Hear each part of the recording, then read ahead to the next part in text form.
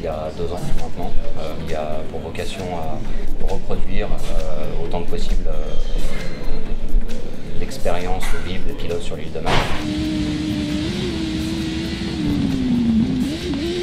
Le contenu principal de l'île de Man, ça a été très clair pour nous dès le début. Ça a été à la fois le circuit lui-même, le tracé, tout ce qui est décor de l'île de Man, et donc on a reproduit l'île quasiment à la perfection. On est à 10 cm près par rapport à la réalité. Donc évidemment la reproduction du parcours lui-même a été un des gros enjeux. Le deuxième enjeu évidemment c'est le gameplay, c'est-à-dire la conduite. Ces deux choses-là ensemble vont nous permettre en fait de reproduire l'expérience que vivent les pilotes sur l'île de Man, qui est une expérience très particulière comparée à du MotoGP par exemple. Donc voilà, on est entre du réalisme pur et une interprétation jeu vidéo de ce qu'on veut faire ressortir en fait du TT.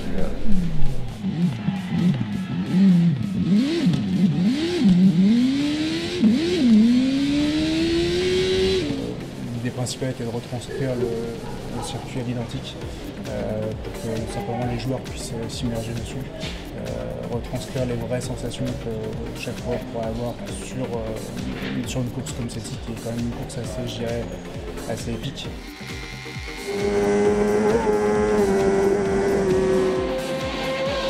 Là, on savait dès le départ qu'on devait en fait réussir technologiquement quelque chose qui n'avait pas ou très peu été fait jusque-là. Et donc effectivement afficher 60 km d'un parcours de manière fluide, c'est évidemment quelque chose qui ne se fait pas comme ça du jour au lendemain. Ça a été un des premiers points sur lesquels on a fait beaucoup de recherche et développement. On a les angles, les élévations, tout ce qui va être déformation de route aussi, beaucoup moins lissé qu'un circuit GP par exemple.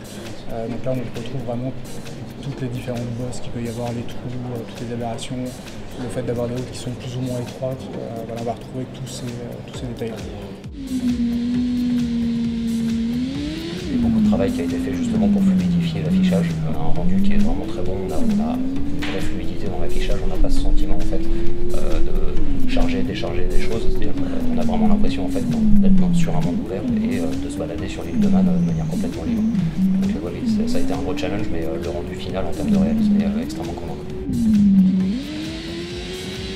Alors, avant même de parler outils, ça a surtout été un gros repérage qu'on a fait directement sur l'île, donc avec beaucoup de prises photos, tout ce qui va être hotspot, tous les lieux reconnus et connus, que ce soit spectateur ou pilote du TT.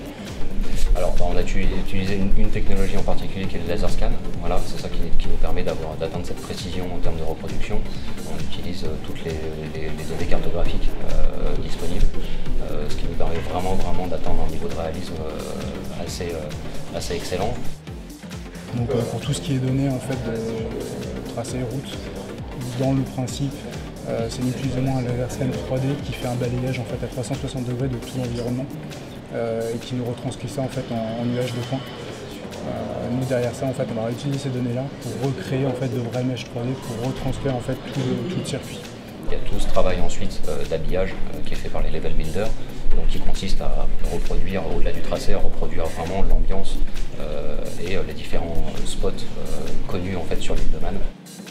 Ils nous ont envoyé effectivement tout ce qui était signalisation, ils nous ont bien repéré tout ce qui était justement panneaux, à quel moment il fallait les placer, à quel endroit.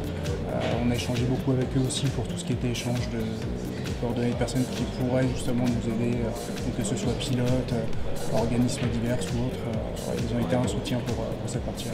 Oui, alors là c'est l'équipe de développement qui s'est chargée de ça, de réutiliser justement les données qu'on avait en laser scan, voire données satellites, de façon à retranscrire en fait ces lignes au mieux et aussi nous aider nous en tant que pour le pôle graphique pour aussi tout ce qui est déplacement, parce que là effectivement il y a 60 km donc ça devient assez compliqué de faire tout manuellement, je dirais. Donc c'était une façon d'automatiser le process.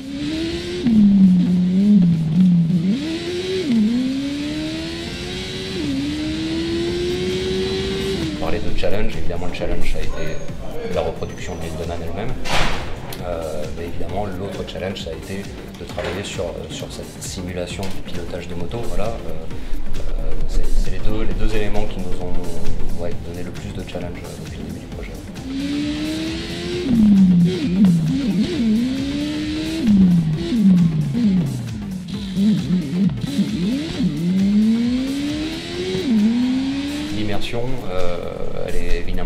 éléments liés à la sensation de vitesse.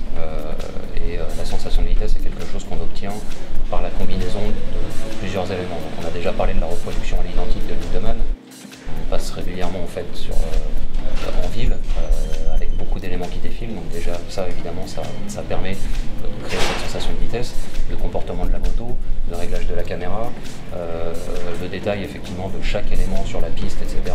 Toutes ces choses-là mises ensemble, on a des sons en fait qui sont les sons propres des motos qui ont été enregistrés sur l'île de Man.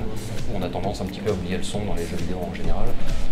Là c'est vrai que pour le réalisme, en particulier sur un jeu de moto, le son de chaque moteur est extrêmement important et on sait que ça contribue énormément aussi à la sensation de vitesse. Donc voilà, c'est tous ces éléments mis ensemble en fait qui fait qu'à la fin on arrive à obtenir cette sensation et cette immersion, en particulier en vue première personne.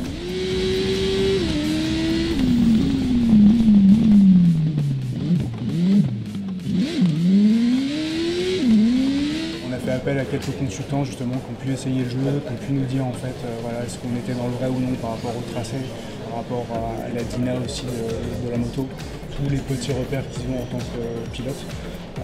Ça peut passer d'une petite cheminée qui repère au loin à peut-être une pierre qui est placée sur le côté. Voilà, ils ont plein de petits tips comme ça qui nous aident beaucoup pour le réalisme et pour essayer justement d'immerger au mieux le joueur.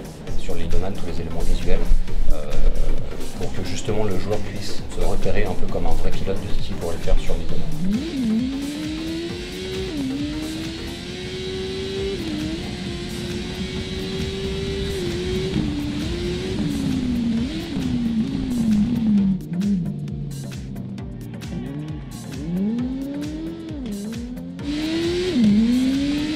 Alors, on a de nombreux pilotes d'UTT qui ont eu effectivement un rôle de consulting pour nous, qui nous ont aidés un petit peu à atteindre cette authenticité.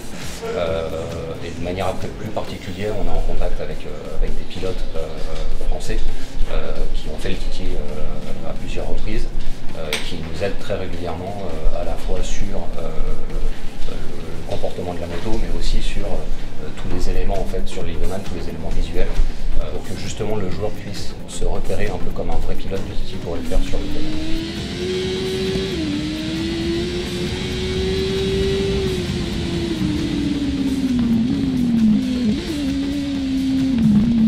Voilà, on a aussi cet objectif-là, c'est que ça devienne un peu une référence pour les pilotes, et en particulier pour les nouveaux pilotes, pour qu'ils puissent apprendre le tracé, qui est quand même un tracé de 60 km, donc évidemment, qui n'est pas praticable en règle générale, il est praticable que quelques semaines par an. Donc le jeu vidéo, finalement, devient un bon outil pour eux de préparation au TT.